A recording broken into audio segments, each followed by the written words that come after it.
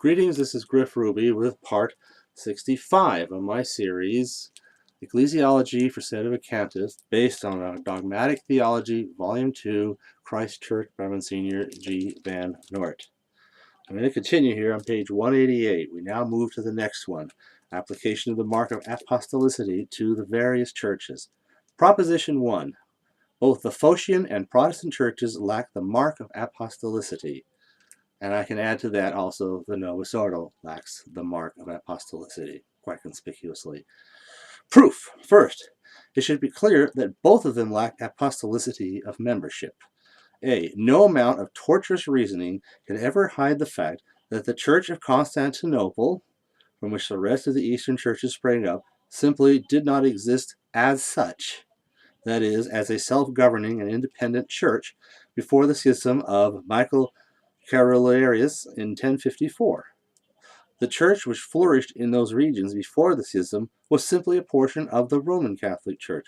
Before the schism, it freely acknowledged the primacy of the Pope, as is clearly borne out by the very history of Photius and the acts of the Fourth Council of Constantinople in 870. B. It is even more obvious that the Lutheran, Calvinist, Anglican churches simply did not exist before the 16th century. How could a Reformed church exist before there was a Reformation? Clearly, then, none of these churches, which began to exist only hundreds and hundreds of years after the death of the apostles, can be said to be numerically the same as that church which existed under the apostles' personal rule, to which I must now add C, the Novus Ordo, which its religion, again, had no existence prior to its creation as a separate organization with Lumen Gentium in 1964. So at that point, they began to populate this new organization with new beliefs, new religions, new liturgies, new everything, you see. But you go back to 1963, there was no such thing as a Novus Ordo church. So obviously, there's no apostolicity of membership there.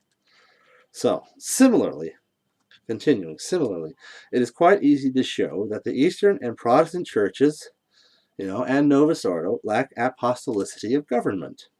A. The patriarchs of Constantinople before the time of Michael Carolarius simply did not possess supreme and independent power over their church. They possessed only a limited and derivative authority, as is clear from their own earlier acknowledgement of the primacy of the Roman pontiff. Consequently, when Michael Carolarius claimed independent authority, he was claiming something which did not accrue to him by the mere succession to the see of Constantinople. His claim was something brand new, and if new, not apostolic. So it's kind of subtle there. Again, by claiming independent authority, Carolarius ipso facto ceased to be a member of the College of Bishops to which he formerly belonged. Footnote here. We are taking for granted something admitted by both the Eastern Schismatics and Roman Catholic Church, namely that Michael Carolarius' predecessors in the See of Constantinople truly belonged to the body of apostolic pastors. So one can hardly be a subordinate member of a corporate body and at the same time utterly independent of it. Now, if Carolarius ceased to be a member of the Episcopal College, he necessarily lost such apostolic power as he possessed precisely in virtue of his membership in that college. So, in other words, he lost, in other words, such apostolic power as is losable, the power of jurisdiction. He did not lose what is unlosable, namely the power of orders. Consequently, even though Carolarius continued physically to occupy a see which was indirectly apostolic, he was no longer a legitimate successor of the apostles. B. The same argument applies to the rest of the schismatic patriarchs, and, on the other side of the ledger, to all bishops who occupy a see which was originally Catholic, all Orthodox, Anglican, and Scandinavian Lutheran bishops. All these men, by refusing to acknowledge what their own predecessors acknowledged, that the Roman pontiff is head of the Episcopal College, by that very fact departed from the apostolic body of pastors. But they would depart by any other heresy. This is the particular thing that they departed, was that schism. But you see, the Novus Ordo also is departed because they now belong to this different organization. They are not the church They are simply something else that some portion of the church might subsist within some portions of their thing, but it's very small and in fact barely tolerated on the fringes anyway. So what that's saying is that you say then the Novus Ordo has lost that too, because of the frank and open heresy demonstrates their schismatic status. They would not have been allowed to go into such flagrant heresies if they were still united to the church or united to a real pope. So they can call somebody pope. In fact, some of these Eastern churches do have popes, by the way. I think the Coptics and some of these others have persons that they call popes. And, a supreme patriarch or what have you.